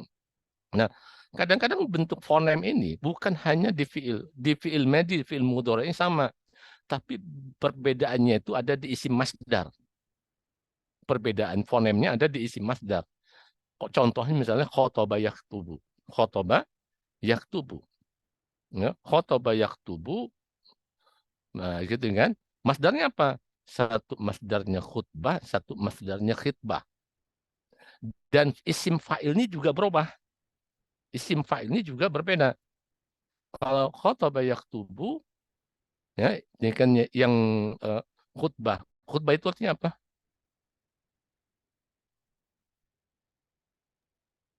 Ceramah Jumat, ceramah Ya, khutbah ceramah gitu kan. Kalau khitbah, nikahan, ya, lamaran, melamar, gitu kan. Nah, sekarang isim fa'ilnya. Isim fa'ilnya mana yang berikannya gitu kan. Khotobah yaktubu khitbatan fahuwa khotibun atau khotib. Masdarnya khitbah nih. Khotobah yaktubu khitbatan fahuwa khotibun atau fahuwa khotibun. Andrew, Ya Ustaz. apa masdarnya? Khotobah yaktubu khitbatan. Fahuwa khotibun atau fahuwa khotibun?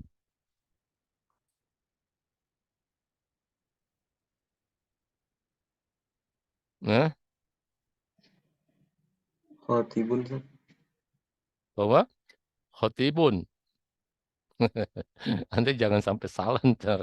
Pokoknya yang panjang Ustaz. Ya, khoknya yang panjang, bahwa khotibun. Gitu kan? Jadi nggak boleh, jangan sampai salah itu penggunaan segala macam bentuk. Nah ini kan berkaitan dengan masalah aswat ya, antara khotibun dengan khotibun ya, fonemnya ada yang panjang ada di satu khoknya, kemudian fonem ada di toknya ya, sementara masdarnya di suara khoknya ada fathah dengan kasrah yang bermakna itu khutbah ya, misalnya khotbah yaktubu khutbatan fahuwa khotibun gitu kan. Sementara kalau khotbah yaktubu khitbatan fahuwa khotibun. Jadi jangan salah kalau ditanya Mti Abdurrahman kemana? Oh, ana uridu an khotiban fil masjid. Wah, wih, itu langsung, wih, dengan siapa? Mana dalam mar'ah allati itu khotib. Nah, itu sangat gitu. Disangkain itu lagi ada perasaan melamar nih, proses melamar di masjid nih. Padahal maksudnya mau khotib sebagai khotib begitu. Nah, salah pengucapan Anda bisa parah itu, bisa memahami makna yang melenceng gitu kan. Begitu. Ya, begitu juga kebalikannya. Jadi ada beda. Jadi konteksnya adalah tingkatnya gitu. Ya, tingkatnya antara khitbah tingkatnya. Nah, ini adalah kajian yang berkaitan dengan masalah aswat tingkatnya gitu. Jadi aswat dengan sorot, ketika Anda meletakkan dalam kalimat, nah itu jangan salah, gitu kan? Antara menikahnya ini maknanya apa? Kalau maknanya ingin berkhutbah ya anak khotibun fil masjid.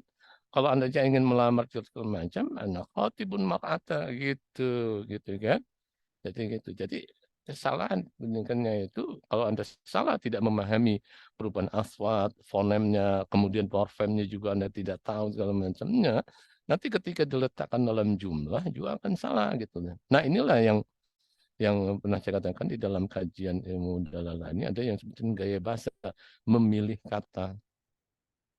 Ya, nanti di dalam kajian ketiga setelah kajian ini, nanti kita bicara masalah gaya bahasa nih. Dimulai dari memilih kata. Nah, memilih kata ini berkaitan. Nggak bisa dipisahkan satu sama lain.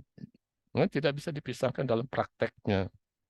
Nah, kemudian Anda lihat sini, makna sini. Ketiga level tersebut sangat erat sekali hubungannya dengan level yang keempat, yaitu level makna. Karena makna sebagai tujuan dari studi fonologi, morfologi, sintaks, dan leksikografi. Jadi tujuan akhir dari kita mengkaji aswat, sorob, nahu, segala macam adalah untuk memahami maknanya gitu. Nah, ini yang kamu harus pahami nih. Jadi ketika Anda memahami aswat, itu sebenarnya ada tujuan akhirnya kita memahami untuk memahami bahwa aswat ada maknanya apa gitu. Ketika Anda mengkaji masalah aswat, intonasi, gitu kan, irama, itu ada maknanya gitu kan. Ya, ada maknanya. Ketika Anda misalnya tolong ambilin jengkannya misalnya gula di dapur gitu kan. Anda katakan Anda ketika makan gula habis gitu, datar gitu. Tapi kalau kan gula habis. Nah, gitu kan. Nah, ada naik sendiri gitu kan. Kan. Nah, itu berbeda maknanya ketika Anda ya tingkatnya ya gitu kan. Jadi itu ada irama yang memunculkan ada irama ke tinggi, datar tinggi turun kalau macam itu juga mendapatkan mengandung makna. Tadi juga tekanan itu juga ada tekanan mengandung makna. Itulah nanti yang disebut dengan dalam kajian itu disebut dengan dalalah sautiyah. Nanti ada kajian sendiri secara mandiri nih. Nah, kalau nggak salah di bab 4 atau bab 4 atau bab 5 saya lupa ya tingkatnya gitu. Ada sebagai misalnya dalalah sautiyah, begitu juga saraf gitu kan. Bentuk-bentuk perubahan kata itu tujuan akhirnya adalah kita memahami makna gitu. Anda ketika belajar saraf mungkin tidak ada mengkaji masalah maknanya ya. Anda hanya tahu bahwa ini coba merubah kepada isim fa'il, merubah isim maf'ul gitu. Hanya sebatas kadang-kadang sebatas itu saja gitu. Anda bisa ngerti segala macam, tapi maknanya terjadi perubahan. Coba buat di sini menjadi majid tambah satu huruf misalnya. Anda bisa. merubah jalasa menjadi ajlasa, jalasa menjadi jalasa, begitu kan? Intinya. Tapi permasalahannya, Anda tahu nggak ketika jalasa dirubah menjadi ajlasa dengan jalasa, tahu nggak maknanya? Nah, itu Anda harus tahu gitu. Jadi bukan hanya sekedar memahami, Anda bisa memahami bagaimana merubah kata ditambah dengan satu huruf dengan berbagai macam variasinya, kemudian tapi Anda nggak tahu artinya dia. Nanti ketika Anda tidak tahunya bagaimana kata itu diletakkan di dalam kalimat, gitu kan? Nah, di sini nanti Anda kesulitan misalnya gitu kan. Ya, bagaimana sodama, kemudian tasodama ditambah dengan satu huruf sodama, ditambah dengan huruf tasodama. Ada maknanya berbeda nggak? Ada perbedaan maknanya gitu kan. Kalau Anda tahu bahwa perbedaan makna segala macamnya, segala macam, Anda akan mudah nanti meletakkan di dalam kalimat. Anda bisa nih gitu. Oh, kalau sodama begini, kalau tasodama letakkannya begini gitu kan. Ini kan gitu. Tahu kan artinya sodama?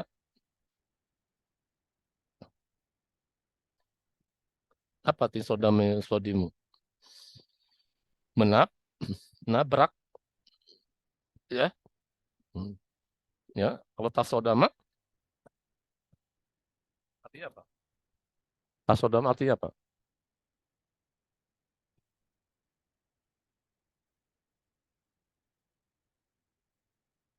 Apa?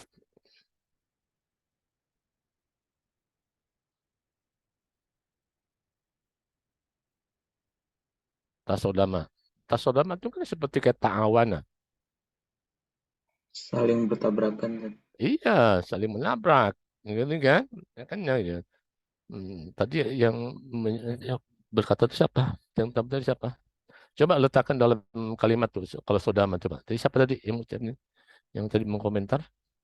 Halo, siapa? Anak Ustaz. Anak Coba buat kalimat sodama. Anak itu siapa? Kamu nggak membuat. Andrew Ustaz. Oh, intro. Ya, sebutin dulu kalau kamu kan nggak membuka ininya nih. Nggak Oh, Ustaz. membuka artikelnya, gambarnya. Ayo Andrew coba buat kalimat sodama. Sadamat as-sayyaratu asy-syajarata. Terus kalau tasodama, Tasadama as-sayyaratu al-qitar. gitu kan? Nah, yang sodama betul. Tapi kalau yang tasodama, apalagi secara logika pakai kitor lagi. Emangnya Anda dengan kitor dengan kereta itu satu rel gitu ya? Hah? Nah, Ustaz, apa? Secara logika kan secara logika nggak nyambung itu. Kitor itu kan dia punya rel sendiri yang beda. Paling kalau ketabrak tuh yang sama itu sodama. Biasanya sodama kitor asayarota kan gitu.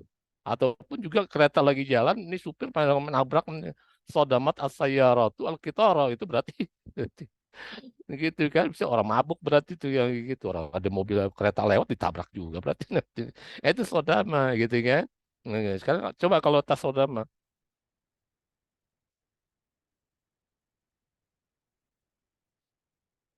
Coba tuh sodama, mana yang pas? Kalau sodama tadi benar, sodama saya rota ya, ya bolehlah Anda pikirkan itu betul gitu. Sekarang coba tas sodama. Tasadamat as-sayyaratu ad-darajata an-nariyata. Daronja. Nah, di sini Anda tahu penyingkatnya. Jadi dalam konteks membuat Anda penyingkatnya, tapi ada yang kekurangan. Kalau sodama itu ya langsung ada objeknya. Ada maf'ul bihnya tadi benar kamu. Misalnya sodamat as-sayyaratu ad-darajata. Itu darajatan nariyata kan ya gitu kan. Tapi ketika Anda pakai tasodama, itu bukan maf'ul bih. Anda harus pakai waw. Tasoddamat as-sayyaratu wad-darajatu gitu. Namanya Iya. kan saling. Jadi saling itu bukan yang ada yang aktif, ada yang pasif. Dua-duanya saling ngabrak gitu. Jadi kalau ada yang pasif baru sodama. Tapi kalau sama-sama di jalan satu sebelah kan satu kiri tiba-tiba kalau macam saling tabrakan gitu. Jadi dua-duanya nabrak gitu. Kecuali kalau misalnya kan dia lagi diam lagi berhenti misalnya gitu kan.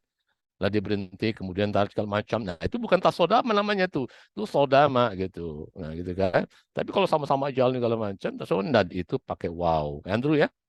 Jadi ketika tasodama, tasodamat as-sayyaratu wal, ada walnya. Wadarrojatu. Misalnya begitu. Atau jawalatu misalnya gitu. Sama-sama. Wah, ya kan ya, boleh jadi kalau pertama sih kelihatan nggak, tapi kalau mabuk satu nggak buing langsung membandingkan saling, ya itu sama juga dengan ta'awana dengan awana yu'awinu, ta'awana ya ta'awanu gitu. Ingat ketika Anda pakai ta'awana Anda pakai wow, kalau awana itu baru langsung maf'ul bih gitu ya. Awana fulanun fulanah misalnya begitu. Ya kan, awana ul ustadu at-talibah gitu. Tapi kalau Anda ta'awana, kalau dalam konteks Anda pakai bentuk jamak, nggak apa-apa, betul. Ta'awana tulabu. Nah, itu betul. Ta'awana tulabu udah betul. Ya kan, ya, gitu. Artinya antar siswa. Betul. Tapi kalau antar berbeda, misalnya ta'awana al-ustadu wat tulabu gitu. Ya, ta'awana al-ustadu wat tulabu. Jadi pakai wow. Tapi kalau awanal ustadzu at-toliba. Nah, itu baru menolong. Ya, tapi kalau saling tolong menolong, ya, kalau bang satu jenis misalnya tawanal asyatidatu, udah betul. Tawanal muslimuna itu betul. Arti antar muslim, gitu kan? Tapi kalau antara dua yang berbeda, kan, pakai waw. Ya, tawana al ustadu wa tolibu misalnya gitu. Jadi ini itu artinya apa? Artinya di sini antara asfal sorab nahu segala macam ini nggak bisa dipisahkan secara praktek, ya. Tapi secara kajian itu bisa dipisahkan gitu. Saya rasa mungkin sampai sini dulu ya. Waktu juga yang membatasi kita. Nanti insya Allah kita sambung lagi dengan contoh-contoh yang berkaitan tadi. Bagaimana kalau aswat, bagaimana sorab, bagaimana nahu, yang berkaitan pada maknanya. Jadi contoh-contoh yang tidak ada. Baik, sebelum kita tutup, kalau memang ada yang ingin bertanya, silakan tanya. Ini nanti PPT juga saya share, PPT-nya. Silakan kalau ada yang ingin bertanya. Izin bertanya, Ustaz. Ya, silakan apa. Tadi kan apa namanya ada kajian ulama klasik sama ulama modern. Nah kalau imla itu Ustaz, ilmu imla Ustaz, yang tentang hamzah gitu Ustaz, itu klasik apa modern Ustaz? Sekarang. Imla dalam konteks menulis. Ya. Kalau Nah, imla di dalam kajiannya, imla dalam kajian yang di dalam kajian modern itu bukan imla dari pengertian ini ya, tingkatnya gitu kan. Imla itu modern, udah sekarang udah tingkatnya. Yang kajian sekarang itu adalah itu kajian-kajian modern, ya, imla. Kenapa? Karena dulu orang-orang Arab klasik itu nggak ada masalah dalam konteks penulisan, ya. Apalagi orang-orang Arab nggak ada masalah gitu. Terjadinya permasalahan itu kan karena orang asing yang masuk, yang mempelajari bahasa Arab. Orang asing yang mempelajari bahasa Arab. Nah, di situ dia ada kesalahan di dalam menulis, ya. Kesalahan dalam menulis huruf, kesalahan di dalam menulis bentuk-bentuk segala macamnya gitu ya. Gitu. Tetapi di dalam konteks imla itu ulama-ulama pasti juga dikaji, khususnya berkaitan masalah hamzah. Ya, dia berkaitan masalah hamzah seperti misalnya kayak Sibawai. Di buku Sibawai itu ada, khususnya bukan masalah hamzah aja. Ya, khususnya hamzatul wasl dengan hamzatul qata. Hanya sebatas itu. Ya, sebab itu yang paling dominan tingkatnya gitu. Bukan ke imla dalam konteks oh bagaimana suara short, bagaimana segala macam, nulisnya gimana, enggak. Menulis suara short kan ada masalah, nggak ada problema.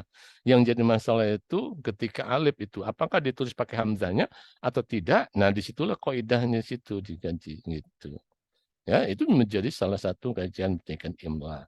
Di ulama klasik juga membaca imla dalam pengertian hanya sebatas hamzah ya. Kan? Itu dikaji oleh ulama Arab klasik. Ya, seperti dalam buku Sibawai itu tadi, itu ada kajian itu. Ulama-ulama segala macam juga ada gitu. Tapi imla yang di kajian ulama modern di sini itu berkaitan dengan masalah orang asing yang belajar bahasa Arab yang dalam konteks pembelajarannya, dalam konteks pembelajarannya gitu. Kenapa dalam konteks pelajaran? Ternyata banyak sekali orang asing yang belajar bahasa Arab ketika menulis itu tidak menangkap suara yang benar, ataupun juga orang yang membaca kayak bahasa Arab itu tidak sesuai dengan sehingga salah menangkapnya. Jadi kesalahannya itu boleh jadi dari orang yang mengucapkannya, boleh jadi dari orang yang mendengar ucapan seorang. Sehingga oh ini kok suara jim atau haknya kok hak kecil, hak besar ya begitu gitu kan. Nah, sehingga dia salah menulis tasbih misalnya, gitu kan? Tasbih ditulis pakai hak, bukan pakai hak segala macamnya kayak gitu. Nah, itu artinya kesalahan di dalam, dan itu terjadi pada orang asing yang belajar bahasa Arab sehingga muncullah ada kajian yang berkaitan masalah imla. Jadi itu udah Arab modern banget yang berkaitan masalah itu gitu. Tapi kalau yang dulunya itu hanya sebatas penulisan hamzah, hanya sebatas penulisan hamzah. Seperti misalnya al-Islam, gitu kan, ada kaidah-kaidah. Al-Islam itu ada hamzahnya enggak gitu. Kalau Anda menulis Islam itu ada hamzahnya nggak, Amam? Ada Ustaz. Ada gitu. Jadi kalau misalnya al-istislam ada hamzahnya nggak? Nggak ada. Nggak ada gitu kan. Jadi ada kaidah-kaidah tertentu di mana hamzah nggak boleh ditulis, di mana hamzah wajib ditulis gitu. Jadi imla dalam pengertian hanya sebatas penulisan hamzah saja. Ya, itu yang dikaji oleh ulama Arab klasik. Tapi kalau yang modern itu udah berkembang karena faktor orang asing banyak yang belajar bahasa Arab dan tidak memiliki kompetensi di dalam penulisan, ya, sehingga terjadilah kecekannya. Sama kayak Anda menulis mengarang insya misalnya, karangan misalnya, ya, karena kadang dipengaruhi oleh suara, oleh yang biasa kamu ucapkan gitu. Jadi kalau kamu mengucapkannya kurang alif, tidak panjang, segala macam itu nanti terbawa pengaruh kepada tulisan tuh. Kesalahan dalam pengucapannya gitu kan. Itu banyak kejadian seperti itu gitu kan. Ya, kenapa? Karena dia pengucapannya itu enggak fasih. Maksudnya enggak fasih itu panjang pendeknya enggak terdengar gitu. Ini harus panjang dikit, ini enggak boleh panjang gitu. Sehingga ya akhirnya dia tulis gitu kan, motor gitu kan. Mestinya ada perbedaan antara motor dengan motor. Jadi toknya agak panjang dikit, motor gitu. Sehingga ketika Anda ngatur segala macam motor, nanti di pikiran Anda tuh oh ada alifnya. Kenapa? Karena diucapkan dengan motor. Nah, toknya agak panjang gitu. Gitu. Ya. Sama tadi dengan khotib gitu. Kalau Anda bilang khotib, itu khotib itu kan bahasa Indonesia tuh khotib gitu. Panjang pendeknya nggak jelas. Anda khotib mana gitu. Ya, dalam bahasa Indonesia kan nggak ada suara panjang. Indonesia ada suara panjang nggak? Nggak ada. Suara panjang di dalam bahasa Indonesia hanya rekayasa. Hanya rekayasa gitu. Maksud rekayasa apa? Ya bisa dipanjangkan ibu misalnya. Ya, ibu pengertiannya. Ya dipanjangin aja bu, ibu. Nah, gini. Bisa dipanjangin gitu. Dalam konteks apa? Dalam memanggil gitu kan. Misalnya gitu. Itu rekayasa. Pada akhir para karakternya bahasa Indonesia tidak ada panjang pendek.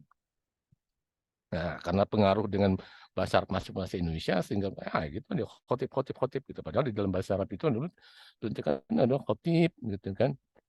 Khotib. Nah, itu ada perbedaan makna. Saya rasa itu ya. Waktu juga jam sudah meningkat. Saya rasa cukup, nanti insya Allah kita sambung lagi dengan kajian yang akan. Baik, kita itu membaca alhamdulillah. Saya mohon diri. Assalamualaikum. Waalaikumsalam. Syukran, Ustaz. Maksud.